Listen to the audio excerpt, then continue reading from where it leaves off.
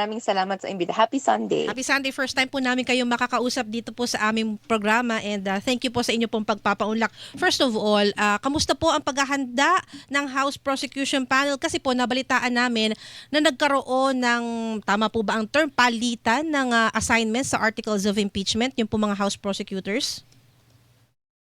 Well, may assignment of articles of impeachment na sa particular prosecutors. Inanunsyo po ito ni lead House Prosecution Panel na si Representative Jinky Luistro.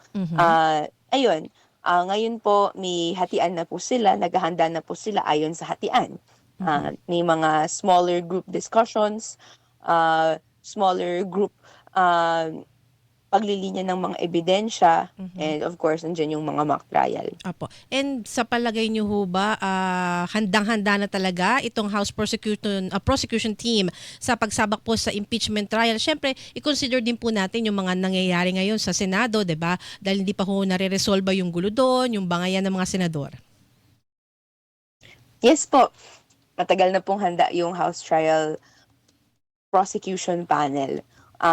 Kaya nga po, ini-emphasize natin na ituloy-tuloy na po yung proseso paglilitis dahil gusto lang naman natin bigyang spirit yung nakalagay sa Constitution na forthwith ang trial.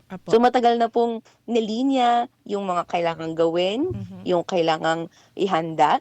Ang panawagan din natin sa Senado, no, yung pagiging forthwith ng proseso. Apo, kasi naalala ko, binanggit po ni House Lead Prosecutor Jervil Luistro na wala pa palang formal notices, partner, yung Senado kung kailan talaga magsisimula yung pre-trial at yung trial proper. Bagamat sa media lang daw nila naririnig na June 15 mag-start yung pre-trial, then yung trial proper July 6, pero wala pang formal notices. Tama po, Congresswoman, ano? Yes po, wala pa rin po. Inintay namin yung official notice. Hindi ko kaya dahil, number one, bukas pa kasi sasagot. Bukas expected po yung answer ni Vice President Sara Duterte dun sa Articles of Impeachment. Kasi pabanggitin ko lang po ito, Congresswoman, para masundan ng listeners and viewers natin. Kasi nung natanggap ng Senado ang Articles of Impeachment, diba nag-convene sila as impeachment court and then nag-issue ng summons. Writ of summons. Yes, kay Vice President. Binigyan ng 10 days para sagutin yung Articles of Impeachment. So yung deadline pumata kahapon but since weekend so bukas yung deadline. At sabi naman ng camp ng Vice President bukas sila.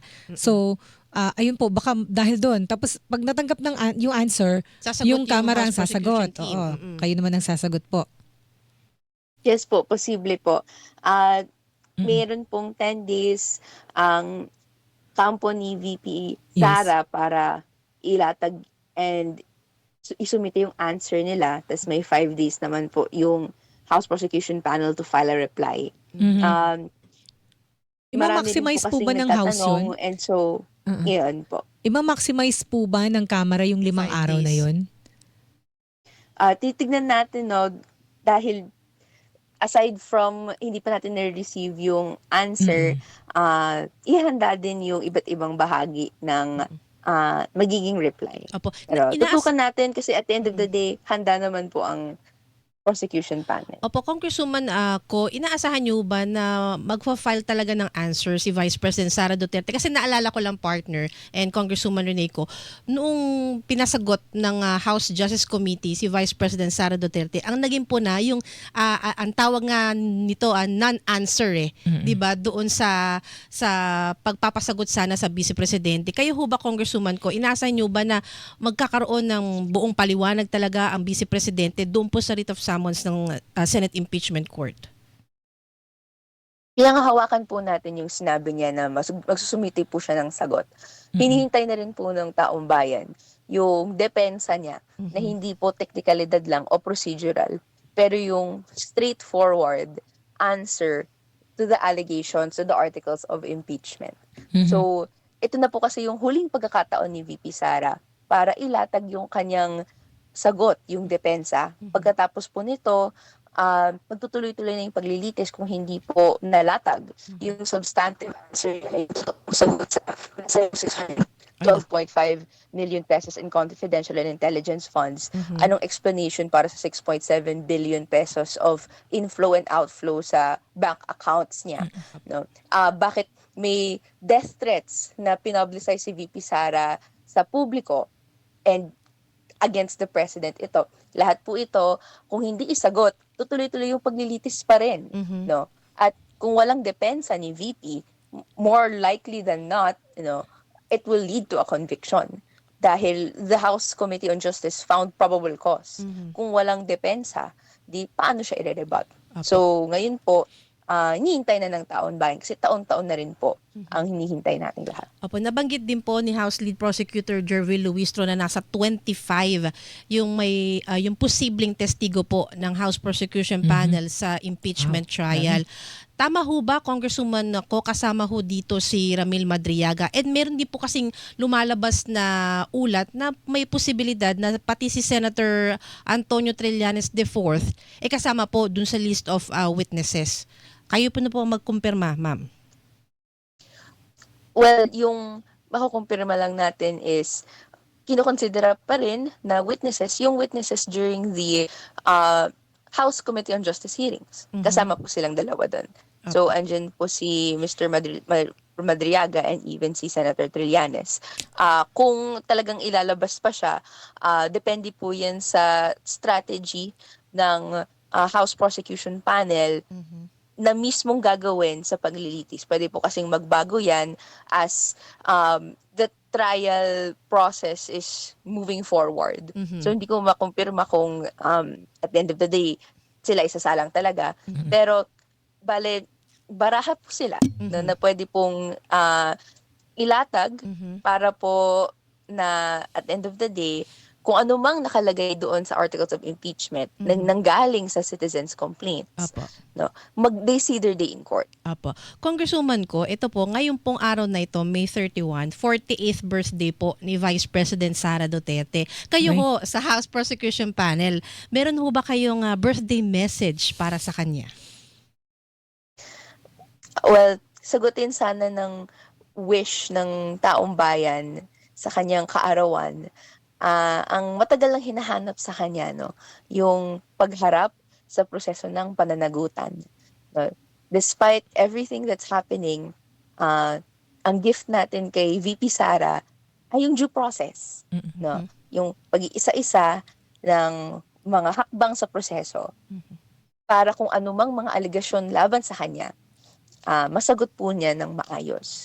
So sana po hawakan niya at ma-enjoy yung birthday wish ng due process. Ayun, opo. Meron na pa akong pahabol na tanong.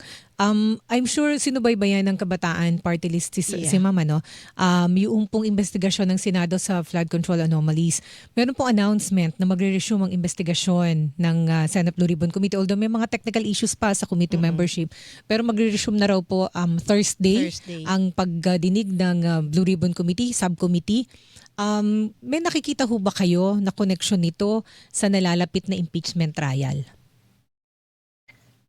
Sa punot dulo ang kabataan, kami po yung isa sa mga pinakamaingay para magkaroon ng pananagutan doon sa nangyari sa flood control corruption scandals. No? Ngunit kailangan din nating maging aware, no, na yung timing ng mga proseso, ayaw nating i-telegraph sa mamamayan na ang pananagutan para sa isa ay gagamitin laban sa pananagutan para sa iba. No? Ang pananagutan dapat sabay and pantay-pantay na ginagawa nating lahat. No? Hindi po dapat gamitin yung flood control para sabihin or tanggalan ng kredibilidad yung pananagutang ginagawa natin kay VP Sara. No? So, ang gusto naman nating lahat, no, yung panawagan ng mamamayan, lahat ng sangkot dapat managot. And so, hindi dapat politicized yung issue na ginagamit laban sa iba, yung pananagutan ng iba, but rather, no, gusto natin straightforward. Kung may sangkot sa korupsyon, no, kailangan siya managot. Ayun. And with that po, Congresswoman ko, maraming pong salamat sa inyong pong panahon sa amin dito sa Super Radio DCWB. Salamat po. Take care po. Lagi po kayo mag-iingat. Ingat po. Tumutok tayo bukas, no, at sa mga susunod na araw. Yes po. Ayan po si House Trial Spokesperson at Kabataan Party List Representative Renee Go. Hilingan, walang Pinoy.